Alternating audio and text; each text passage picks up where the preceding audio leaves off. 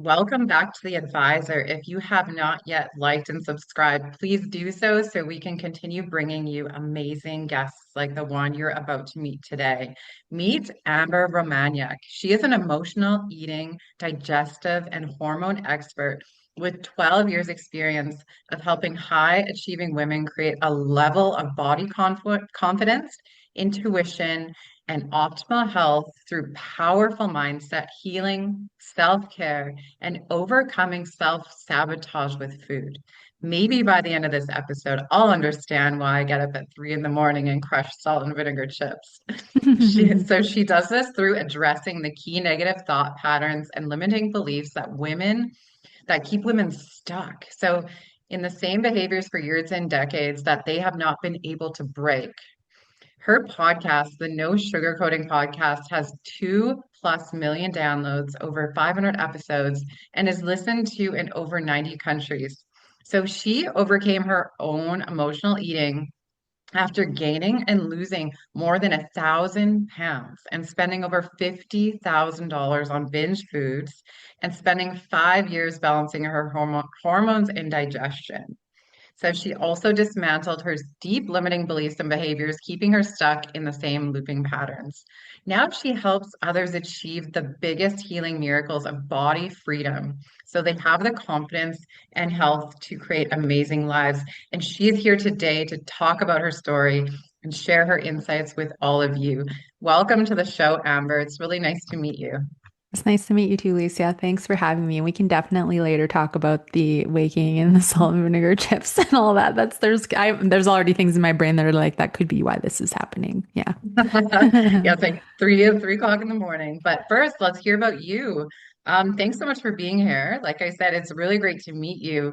Where are you coming in from? Yeah, thank you for having me. I'm coming in from just outside of Calgary, Alberta, Canada, which is in Western Canada. For those that may know, we're very close to the Rocky Mountains. So Banff, Canmore, Lake Louise, those are some of the very well-known places that a lot of people come to from around the world. So yeah. Nice. I actually am in Manitoba, so I'm in Canada Oh, too. oh my goodness. Okay, very small world. Yes, very small world. So I know the place very well. It's beautiful there. Yeah, yeah, it's nice to be so close. Yes, absolutely.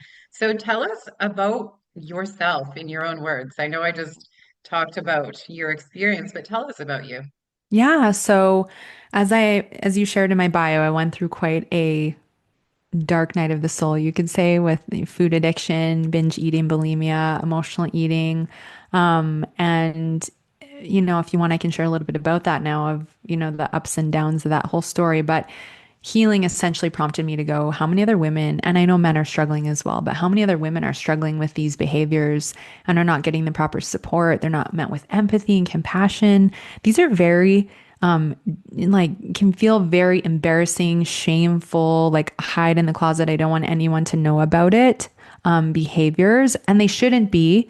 But I just even think of myself, I didn't tell anybody. I didn't want anyone to know. I felt so embarrassed and ashamed that I was to the point where I was eating out of my garbage can, which I'll talk more about that. And so I feel like so many women are keeping this secret, but it's not helping you if you do that. And I just want to let you know you're not alone. And I see and hear you. And if I can heal, you can heal too. And there's just so much power in sharing the story and having the conversation and having women come together to normalize the conversation and to abnormalize these behaviors from being such an epidemic on the planet that are not being properly addressed. So that's what inspired me to really start my business was my own experience and having a poor experience the one time I did try to reach out for help and just promising myself if I ever help other women, I'm going to make sure that I hold a very safe space and that it's a non-judgmental space and that they feel safe opening up. And I think that's like the first most important step to having women coming into the space is knowing that they feel safe and that they can, have someone who can relate to what they've been through. So yeah, so that started the business 12 years ago, and I coach women all over the world to claim what I call food and body freedom. And we really work on things physically, mentally, emotionally, energetically, even spiritually, but it's a lot about healing your relationship with food, regardless of whether you're binge eating and then you're dieting, restricting, and then some women are binging and purging, or you have this full-blown food addiction where you're just obsessing about food all the time, whether you're obsessing about the next diet, the next calorie count, or you're obsessing around your next binge, your next emotional eating session. I can't wait to get home and eat the pint of ice cream. I'm going to eat all the chocolate or whatever it is, right? Like that is, full blown food addiction and chasing the number on the scale and all those kinds of things. So, my food addiction was really birthed from a very young age. I just didn't know that that's what I was dealing with. So, a few key things happened when I was a child, and I'll just summarize those briefly. But when I was 5, was my first day taking the bus, and the older boys called me fat and ugly, and then the whole bus made fun of me, and that very much hurt a lot being 5. And I took that identity on for the next 20 years of my life. I'm like, if strangers are saying it, it must be true. I didn't know how to brush that off. And so then with that insecurity and feeling very shy and quiet, growing up in a household where my mom had multiple sclerosis and she was diagnosed with it before I was born. And so we had a very close relationship. But two things. First thing, there was all the food available all the time, all the sweets, all the baked goods, all the treats, all the sugar, because she was actually dealing with a food addiction. And I think it's how she was trying to cope with her diagnosis. I don't wish that upon anyone. It's such a horrible disease. And watching my mom decline my whole life was a huge grieving and very difficult process to go through, especially starting in childhood. And I think that's the second thing is witnessing your mother that you love so much that gave birth to you and that is, right, one of your parents raising you. It is so hard to witness that woman you love so much declining and you don't feel like you can do anything about it. And so I felt so out of control and helpless. And I think that's unconsciously part of what birthed the self-sabotage with food, especially as I grew up. Just thinking that was so out of my control.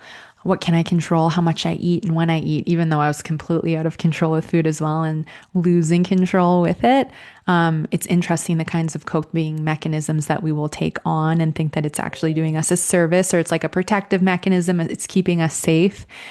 And then, of course, dieting through my tweens and teens and like, oh, I want to look like Britney Spears. I want her flat stomach. What's wrong with me? How come I don't look like that? Right? We're comparing to celebrities and all the body image stuff starts really kicking up. And then I was 21 when I had my first memorable binge. And essentially, long story short, I had a breakup, my first serious breakup, and I was very hurt at the time and I could barely eat. And I started losing weight really fast. And I was like, oh, maybe I can finally hit that goal weight because I had been so conditioned. We're so conditioned by the weight loss industry. Once you lose weight, you'll finally be happy. And you really believe that. If you hear something long enough, you start to believe it. And so I lost the weight really fast, was over exercising, under eating. Please don't do this, ladies. It's not the way. And it didn't fix anything. It didn't make me happy. It didn't fill my void of unworthiness. My cycle disappeared because now I was losing too much weight, was exercising too much, not eating enough. So it just messes with your hormones. And so then I went to a party and it was just like, I'm only going to eat the salad. But then, of course, an hour and I ate ice cream cake and then I had chocolate and then I had burger and then and then I'm like, well, screw it. I'm messed up. I might as well just have a free for all. And that's really what birthed what I call my all or nothing mentality. And then I was like binging, went home on the way home and got fast food, woke up the next day, got on the scale. I'm like, oh my gosh, I'm up 6 pounds. You can't gain 6 pounds in a binge, but it's like all the retention and like the Yes. bowels and the food mass and all this stuff. But I didn't know any of that. So I just like freaked out. And then I'm going to the gym working out for 3 hours. So it just really birthed that all or nothing between extremes of either heavy restriction, over exercise, under eating, skipping breakfast if I had binged the night before, or having stress and different triggers come up and then completely losing control. Like I was eating until I was so full I was sick. And then I started Yeah. gaining weight. I gained 80 pounds in 4 months and now felt completely unrecognizable and so embarrassed and in shame of, oh, I had the perfect body and now like I want to hide. And I was only 21. So it's like these are supposed to be fun years, social years, and I'm hiding at home in shame. I don't want anyone to see me. I don't want to date, right? All that kind of stuff was going on. And that went on for a few years, very significantly, where I suffered on a very deep level because I was binge eating most days of the week. And then I binged and purged for 6 months and was able to get a handle on it because I'm like, if I keep doing this, I may end up with heart disease or like causing serious, permanent damage. And I don't want to do that. And what I was starting to realize about the binge eating and the purging was I'm completely not taking ownership or responsibility if I keep purging, thinking, oh, if I binge, I'll just purge, it'll fix it. No, actually, it's even more self-destructive behavior than the binge. So I had to start kind of like taking some ownership for what I was doing. And then I had my low point moment, and then I'll throw it back to you. But I had a night where I'd started to identify I'm binge eating. I have a food addiction. I actually know what I'm doing and what the behaviors are, but I have no idea how to deal with it. That was like the Right. big unknown. And so I was laying on the couch after a binge. I'd always threw the food in the garbage. And then I was laying on the couch in pain, just honestly concerned for my life. I'm like, I don't know if I'm going to make 30 if I keep in this destructive behavior. I was only 22 at the time. And of course, as that food settled, it would always be this, my inner critic would come in and be like, well, if it's the last time you're going to do this, you might as well just go eat the Yes. cookies, right? It's the last time. So there's that all or nothing again. And so I go in and I pull out my little blue garbage in my kitchen and I pull out the cookies and I eat them. And then I just sat on the floor and I broke down and I'm just like in shock, in shame. Who am I? I just ate out of my garbage can. And so then I throw the food in the dumpster in the back alley. And then an hour later, I'm back out there digging through the dumpster, grabbing the cookies and eating them. And then I'm like, I just dumpster dove to eat. Like, I've got a serious issue. But that moment was so pivotal for me because I was tolerating so much suffering. I was in this comfort zone where it was very familiar to use food. And I was almost like in denial. This isn't a big deal. Food's my friend. Like, who would I be without it? I don't know. I don't want to even think about that. And the thought of I've got 80 to 90 pounds to lose. I don't know why I'm doing this. Like, the thought of dealing with it was just so intimidating and so daunting because I had no idea what to do or where to start.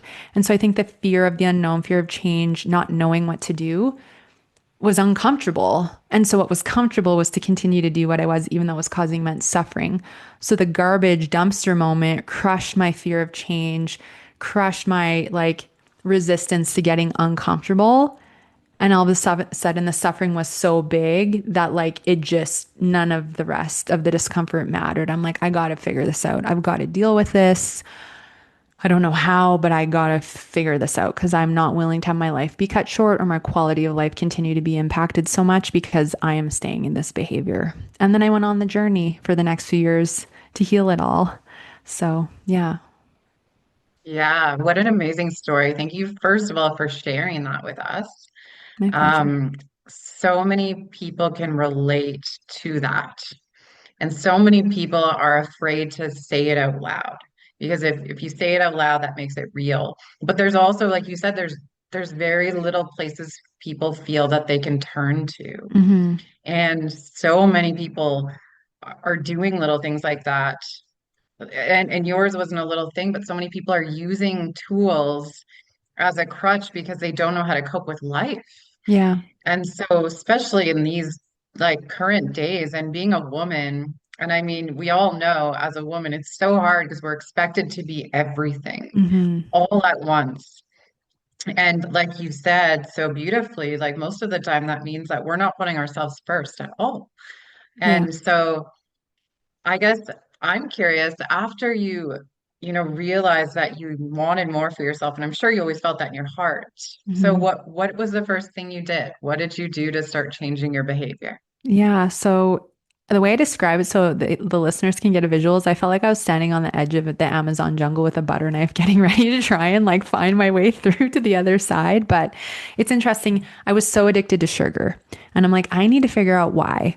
I can just eat a little bit of it. I eat a bit and then I want to eat everything in the house and go and get more. And so I started to actually research about sugar and learn that sugar is 10 times more addictive than cocaine, that it excites the same part of the brain as hard drugs. It gives me what is called a big dopamine high, and dopamine is one of your mood boosting neurotransmitters that the brain produces. And they've manipulated and made food product so perfectly to give you the perfect dopamine high, especially if it's got sugar, if it's got yeast, it's got MSG, aspartame, even wheat and All the dairy. good things. Yeah, even wheat and dairy in North America are so modified. The protein content in them, which casein is the protein in dairy, specifically in cheese, that is the most concentrated, it gives you the same kind of high as a drug. Same with gluten and wheat. Mhm. And I had a huge wheat addiction and a dairy addiction. I'd eat a piece of cheese and want to eat the whole block. I'd eat a piece of bread and want to eat the whole loaf. And I know not everyone's like that, but I do see a lot of women that have very emotional connection to certain foods. And even though the food is hurting them and making them bloated or making them brain fogged or messing with their hormones, sometimes when we talk about finding alternatives or like minimizing an intake, they get angry and defensive. And I'm like, if we're getting angry and defensive, right? And you don't want to stop eating something or you don't want to minimize it, even though it's hurting you. We've got to break that down, whatever's going on emotionally, Right. and consider there may be some level of an addiction or an emotional reliance. It's like comfort food and things like that, right? Because you're so right. We don't know how to cope. And we are expected to play every role. And that's a lot of pressure. Plus, also, we need to look a certain way and behave a certain way and be nice. Shut up. Don't express your opinion. Oh, you're hormonal. Oh, you're being moody. Like, get it together when it's like no hormone imbalances are no joke. And you should not be Yeah, expected to get it together because it's a significant thing that can impact everything. And society needs to be re-educated on how to be more compassionate to women, especially if they're hormonal or dealing with something like that, because judging is not going to help anyone get any better, right? So I just feel like there's so many societal views or norms that are not healthy for us to have to try and like uphold, totally. right? Anyways, so the sugar thing was mind blowing because I'm like, I don't feel crazy. Wow, certain ingredients are being made on purpose to make people addicted to them. Wow, this is really great to know. And then I started to change the way that I ate, but it's when I wanted to still binge on healthy foods. Like I'd eat 10 bananas in a jar of natural peanut butter or a whole container of goat cheese and gluten-free pasta. And I'm like, there's something else here other than just changing the way that I eat, right? And so then I'm like, okay, let me get honest with myself. I'm now aware I don't love myself. I'm still really critical of my body. I'm still fighting with the number on the scale. I don't know how to cope with stress at all. I'm horrible at coping with stress. And I don't know what's triggering me to binge and emotionally eat. So then the next phase was I need to figure out what's triggering me. So I started a list and it mostly would be after I would epically fail and binge again. But I'm like, okay, let me think about this. Why? What triggered me? And that's what really started that list. And then I started building self care practice, trying different kinds of meditation, yoga, breath, EFT tapping, getting outside, baths, just different things to try and start coping, which started to minimize how often I was binge eating. And then I put that list up of all my binge triggers in every room in my apartment because I'd always go to the store and buy the food. And I justified why the organic store would be healthier. It's not when you're eating as much as I was, but you know, the things we try to tell ourselves. And so I'd see the list and it started to remind me before I just go, let me look at this and see what's going on, right? So starting to build awareness and ownership and responsibility for what I'm doing. And over that time, as I started to catch my triggers and I started to build the self care and start catching negative self talk, being kinder to myself, even though I felt like a fraud in the beginning, I was like reprogramming my subconscious mind because it was always negative and critical. So I'd start catching that, apologize. What's something nice I can say about myself? What's something I'm grateful for about myself? And so that next year, I spent really delving into all of that. And then it was like the binge eating was gone. It was like minimal overeating here and there. And I just remember the last time I emotionally ate, I was sitting on my couch and I bought a couple of like loaves of banana bread and I just looked at it and I'm like, I don't even want to do this. And it's like at the time, it's like, wow, this switch is flipped and this is no longer feeling appealing. It actually now feels unfamiliar and uncomfortable to emotionally eat instead of familiar and comfortable. So that was a big win. And then as that fell away and I really learned how to love myself and like really feel that feeling of unconditional love, I did a lot of inner child healing because that 5 year old that got bullied on the bus, she needed a lot of love. And so did the all aspects of me that grew up just being so in mourning of my mom and witnessing her in decline. So I did a lot of inner child work. I still do. And then it was about going into, wow, I'm a sensitive empath. I feel everything. I'm afraid of my intuition. I need to learn how to manage all of this because it can be scary as you're healing and you step into your power to feel in your power, to feel worthy and self love. A lot of women fear success. They fear stepping into their power. They fear having it all. And so, how do we feel safe in that that becomes your natural state of being? So, I had to like do all that. And then it was hormones and gut.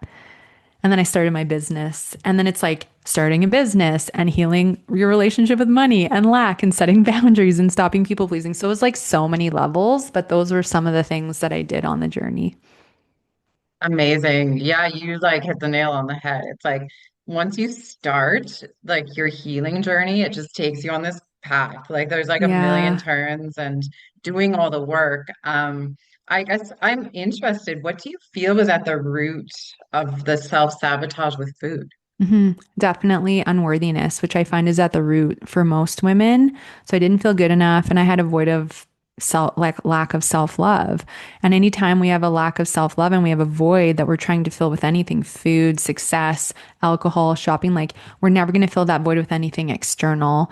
And I really think that that unworthiness is birthed in childhood, and it is for most people, because we want people's approval, we want to be loved, we want to be validated. Mhm.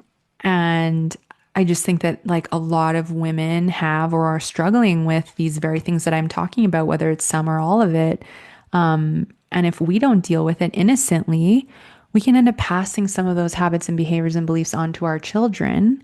And then they can easily pick things up. Like I have so many clients who their mothers put them on diets when they were children, or they got taken to Weight Watchers, or they got told there was comments about their weight, or you're eating too much of that, you're going to get fat. And like that is literally what shaped their unworthiness and their unhealthy relationship with food, or their issues like asphyxiation with diets to try and control their weight, even though there's like so much more to deal with. So I do think a lot of it has started in childhood or traumas, or big stressors that will really put us in this fight or flight, I don't feel safe or confident state. And then we create a coping mechanism or two or three. Yeah, absolutely. So what are the differences between emotional binge eating and food addiction? Yeah, so we'll start with emotional eating. So, emotional eating is the overarching of any of these, which is where we're using food to cope. So, emotional eating is any reason for eating other than physical nourishment. So, let's just get clear on what physical hunger is, because a lot of women don't even get hungry, so they don't even know what that feels like. But physical hunger is you get a stomach growl or you get a hunger signal. Now, if you're not having these two things happen, it's not normal. So, this is where I highly encourage you to reach out and work with somebody who can help with hormone testing, digestive assessing, and obviously looking at your stress. Because if you're not hungry, it's often signs of a thyroid issue, low stomach acid, or some other hormone issue. And it's not normal to not feel hungry, because what do we assume? I'm not hungry, I'm not going to eat. Then we're not eating enough.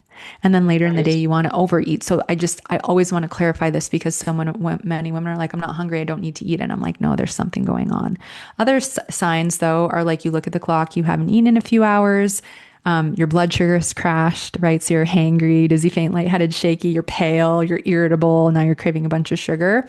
Those are signs of physical hunger. And then emotional is everything else. So you eat because you're bored, you're sad, you're tired, you're upset.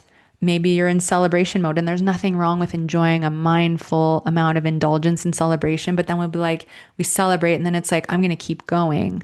Right. Alcohol is a big emotional eating trigger. Getting on the scale, you don't like the number that you see, having a negative interaction with someone, negative self-talk, guilt. Maybe you binged the night before and you're in such a deep state of shame and guilt, and that can re-trigger you today. So there's dozens and dozens of potential emotional eating triggers that are physical, emotional, energetic, chemical, behavioral, environmental. There's so many levels of them that we're not taught about. And I think that's one of the reasons why women keep struggling, because we're only taught it's because you're sad or bored. And yes, those are two very valid triggers, but there's actually so many more to learn about. And so with emotional eating, it could be like you get triggered by something and you eat a few pieces of chocolate, you have a handful of chips, you eat an extra like something, but maybe you're not eating until you're so full you're sick, but maybe you're bloated a little bit, or like, oh, I didn't need that. And what starts to happen is emotional eating starts to turn more into binge eating when we're eating until we're so full we're sick. You start, and having that little something triggers a screw it, I already messed up, I'm going to eat whatever I want. And then you're in this loss of control for the day, or you're just throwing in the towel for the day or the week and like, I'll try again next week to eat clean. That's often the mentality that comes up. So yeah, the binge eating is a full loss of control, eating until you're so full that you're sick, or you feel very bloated or uncomfortable, those kinds of things. And you're often eating a whole package of something, or right, like 5 donuts instead of one, or like a whole pack of cookies, or a whole bag of chips, or maybe more, right? Like for me, it was several items at once. And then of course we have the binge purge cycle, which is we purge thinking, oh, if I get rid of it, it like I won't gain weight, nothing bad will happen. I'll now feel relief from being full.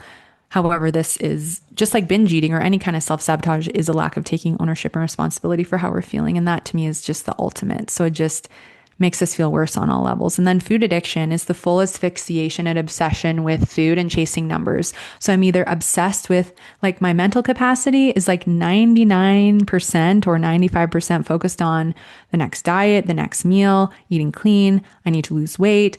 I need to be in control with food. So what diet or eating style do I need to try next to ensure that I don't binge again and lose control again? It's heavily focused on like counting or, right, like weighing or measuring your food and being perfect. I need to be perfect on this diet plan or this weight loss plan with food and exercise or one or the other to gain this result, which is control with food and weight loss. Okay.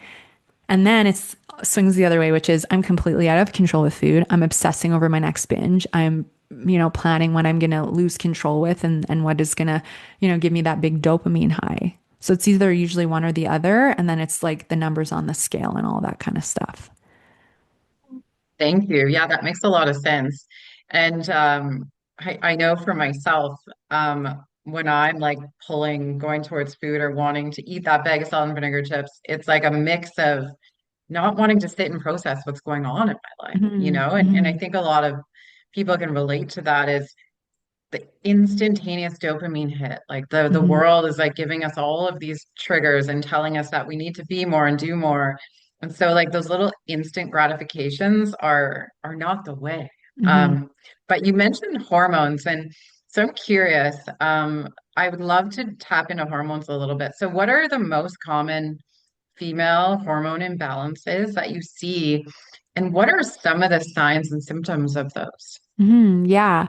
And I'm going to touch on all of that. And what I want to blend in is what you just said about like the world and the expectations of us. That's why it's important for us to heal and learn to love ourselves and take our power back because then we go, no, world, you're not going to tell me how to run the show. I'm going to decide how to run the show. And that is how you stop letting the external dictate how you need to behave and act. Right. Right. And that also really helps your hormones balance. But yeah, so with hormones, the first big thing I see is called high cortisol or low cortisol or adrenal fatigue is one of the terms you'll hear more often. Cortisol is your stress hormone. So the longer you're chronically stressed, the more your brain senses the stress and communicates with your adrenals that sit on your kidneys, which produce cortisol, flood the body with cortisol and adrenaline. There is a bear. It's probably not really a bear, but that's what the body thinks. There's a bear getting ready to attack. We need to protect you. So flood the body with cortisol and adrenaline so you can protect yourself and run away. Most common signs of a cortisol imbalance, which I often 90% see high, some I see too low. High is fatigue, low is adrenal burnout. Either way, abdominal weight gain is the first symptom. Why? Right. Because if that bear were to come and attack you in your abdomen, if you have extra weight and inflammation there, retention, you have a higher likelihood of surviving that attack. You have a lot of important organs in your core. Your digestive, reproductive, urinary systems, they're all exposed. So that's why we put weight on in the abdomen if we're in a state of stress. But then we get upset.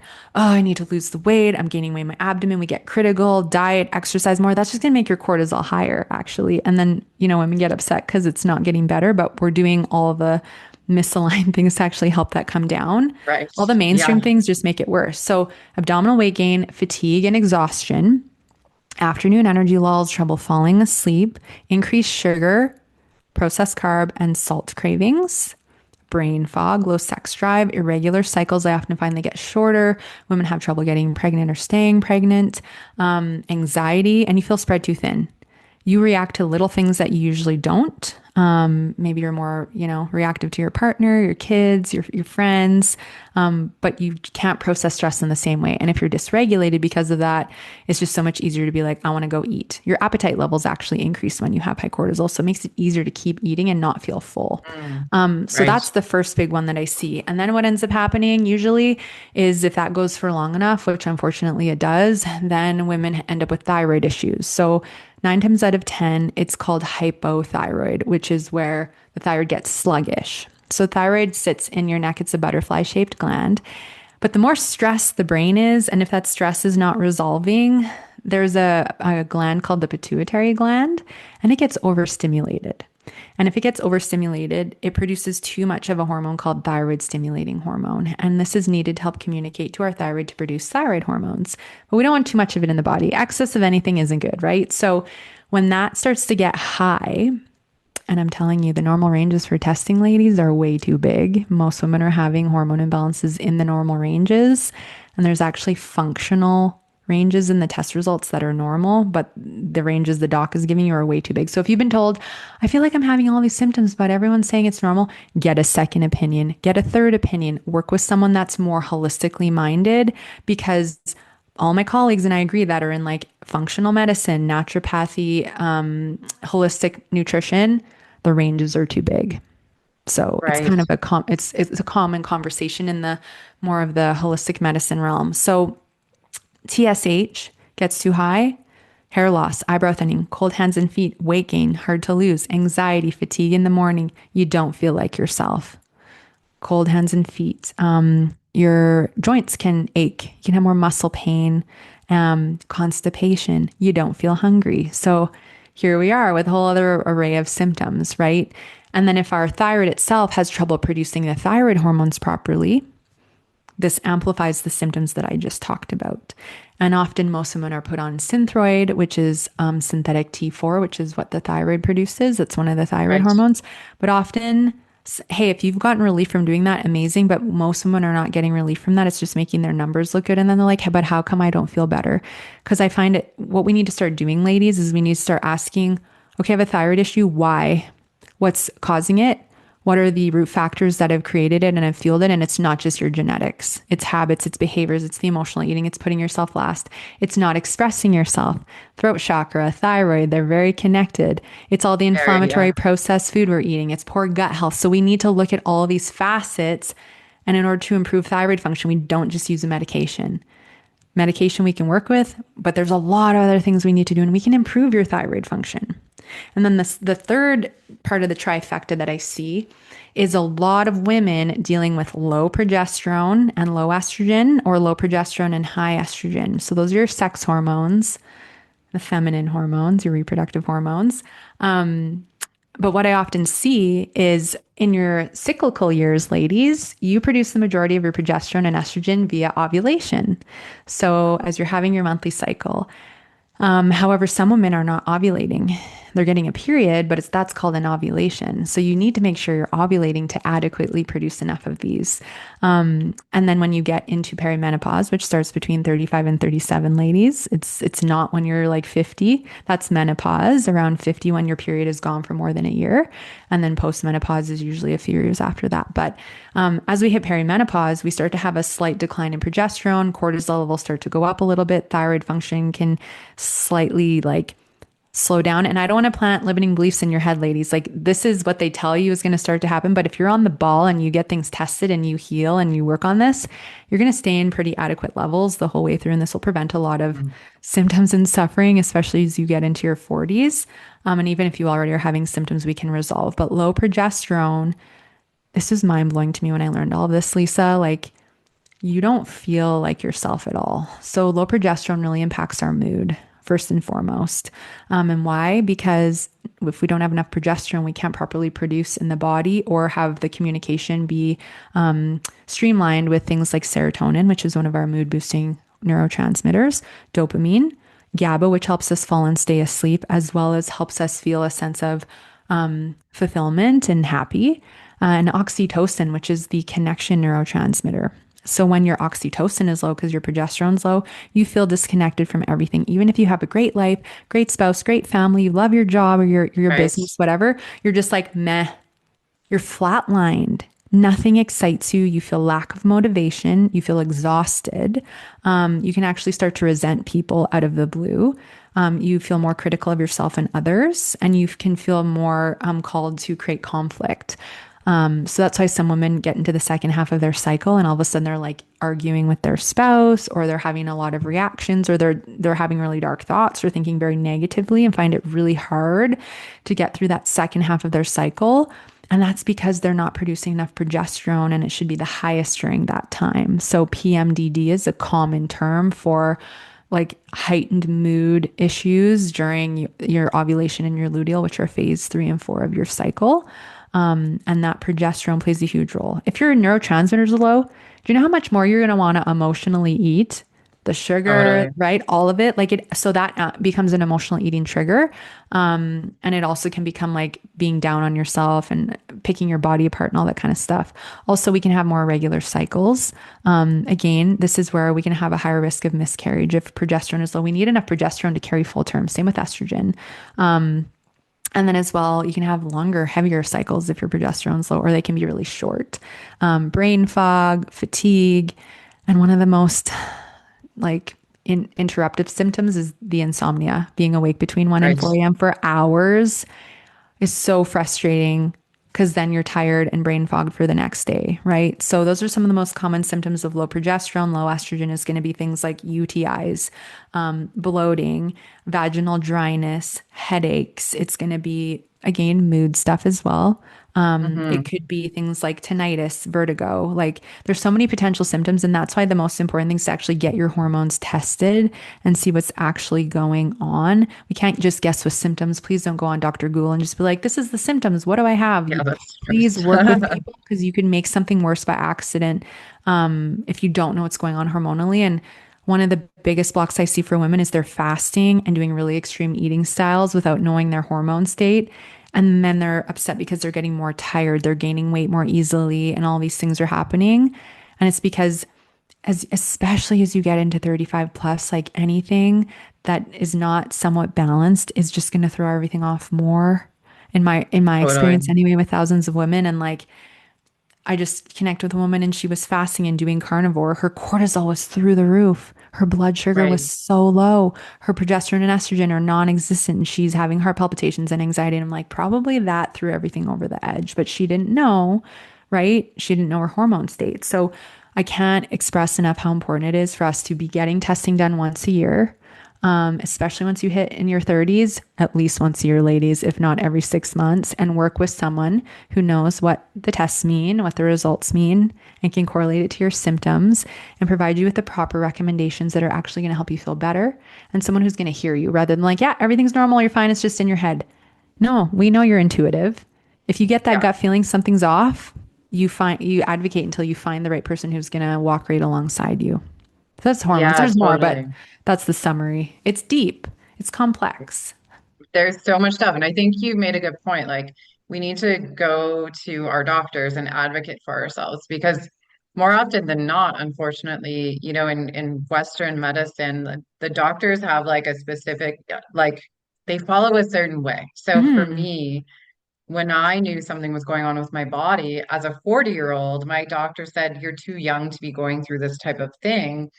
And I was like, "No, not even close." So then, I went and found someone that mm, specializes in the hormone stuff and got myself tested there. But we know when something's not right. Like, yeah. that you're not supposed to be feeling that way. But that's the thing is there's so many possible symptoms to hormone imbalances and Hmm. they can bleed into other issues. So I Yeah. agree, like get yourself checked out by someone who knows their stuff, who Yeah. really cares and who wants to, help you because there's a lot of it out there and a lot of people are talking about it right now. Which is important. And we need to normalize it and not let it just be like a thing of the moment because women in their 20s are some of them are flagging postmenopausal. I was postmenopausal in my 20s when I stopped binge eating. That's the kind of impact I had on my hormone function, right? Right. So age honestly doesn't mean much when we need to like just do testing and see where you're at. And so yeah, if you're told by your doctor, oh, you're too young or this isn't a thing or we don't test that, no, you go get that person who's not going to say any of that to you because yeah, I essentially had to like tell my clients to stop going to their doctor for labs because the doctor wouldn't do half the tests. You don't need cortisol. That's too expensive. We don't test. And then the client's feeling bad. Like, I just want to know what's going on in my body. And you shouldn't be made to feel like that. Right. Yeah, So, totally. yeah. Totally. So tell us about your program. Tell us about what you do. Yeah. So, in my business, I do a few different things. So, I have my signature private coaching, which is the body freedom coaching programs. longer term 1 year and then shorter term. And in those, we really look at everything. So I help my clients fully heal any form of emotional eating, binge eating, food addiction, or binge purge cycles. We do hormone testing. So it just really depends where you're located. If you're in Canada versus States or overseas, it's just different methods of getting testing to you or requisitions to the lab. And we flow with like a big 1 hour startup session and dive into whatever your main concerns are. So whether it's the emotional binge eating, it's hormones, it's weight, it's gut issues, it's blood sugar, it's people pleasing, unworthiness, whatever it is. We really do a full meal deal first dive in. We obviously look at your food too, but I often find we got to only make so many changes at once because otherwise it can be overwhelming, right? And I don't Yeah, want to like and people freeze. I don't want to make your cortisol higher than it is. We want to bring that stuff down. So we take the journey at a pace that feels good for you. And then we flow into like biweekly coaching for the term that we're together and review your hormone tests. What's going on? Levels too low or too high? How is it correlated to your symptoms? How do we deal with multiple hormone issues at once? We also look at inflammatory markers, B12, magnesium, like vitamins and minerals, making sure nothing is too low or too high. And then we look at your gut health and make sure that's well supported. So if you're bloated, you're constipated, your stools are loose, you got candida or some kind of gut bug imbalance, we take all that into account. But depending on what's going on, there's a method and a way to deal with it all so that it's going to give you the best results. Same with weight. Often, many of my clients have been in diet mentalities for years. And so, unfortunately, they don't realize they have suppressed their metabolism via all the dieting and restrictions. So, we have to Right. spend a certain amount of time strengthening their metabolism, improving their hormone function, getting them eating regularly, and feeling safe eating enough. So many women are afraid to eat enough fat. Carbs, protein, any of it, it's all been demonized in some way. So it's like building that food confidence while you heal and let go of the triggers is so powerful. We build self worth, we work on body image, we do inner child healing, we do a lot of mindset work. Helping tame your inner critic is a big part of it because it's not the true you, and helping you really live in your heart and your power and how to set boundaries and all kinds of different things. So there's lots of different like tools and things that I integrate to help my clients with that. And then I do group coaching once or twice a year where we integrate those things in a group setting. And then I do a lot of like online workshops and master classes and things like that to help from the client standpoint. Something new that I'm going to be getting into is actually helping anyone in the health space. Like if you're a health coach or you're a naturopath or a functional doctor, but you don't know how to maybe even bring up, are you struggling with binge or emotional eating? Because I think it's good for all healthcare practitioners to have awareness around if their clients are struggling with anything like that, because it is going to impact the way that you support them. To just be aware of if any of that is going on. And the reasoning for that is if you're struggling with that and your ND or whoever wants to put you on like an elimination diet because you have food sensitivity or whatever, you have to cut a bunch of stuff out, that could actually trigger you to binge more. And so if the Totally. practitioner knows, they can support you and approach things in a more intentional way that's not going to trigger you. So I'm going to be bringing in a lot of education for healthcare practitioners because I've just had so many women come to me that say like, I don't even want to see this person anymore. They put me on this diet and then I wanted to binge more. And it's not the practitioner's fault. They didn't know. But if we can start the narrative of how to have those conversations in our sessions with our clients, I think it will just help like the dialogue be better rather than people not admitting that they're dealing with it. So that will be coming at some point. Absolutely. Yeah. Cool. And where can people find you to learn more? Yeah, so the website is amberapproved.ca. I have a free emotional eating quiz and workshop if you want to check those out. As well, I have a 30-minute complimentary consultation you can book in. It doesn't matter where you are in the world, it's via Zoom for us to talk about what your struggles are and your goals. And then the podcast is the No Sugarcoating Podcast. And we're almost to 600 episodes now, actually. I got to update my bio. But yeah, it's on all podcast apps. And then I'm on social media. It's my name, Amber Romaniuk, Romaniuk. Beautiful. Do you have any last thoughts for the audience today before we say goodbye? You are worthy to heal. Don't let the shame and embarrassment, if you're having any, like block you from taking steps. And just anyone can do it. It's not luck on someone's hand. It's literally you choosing to go, like, I'm going to muster up my courage and bravery and take a step, talk to somebody, listen to a resource, just take a step in that direction of healing. And I'm telling you, you will get there. So keep going and don't give up on it because you will get there.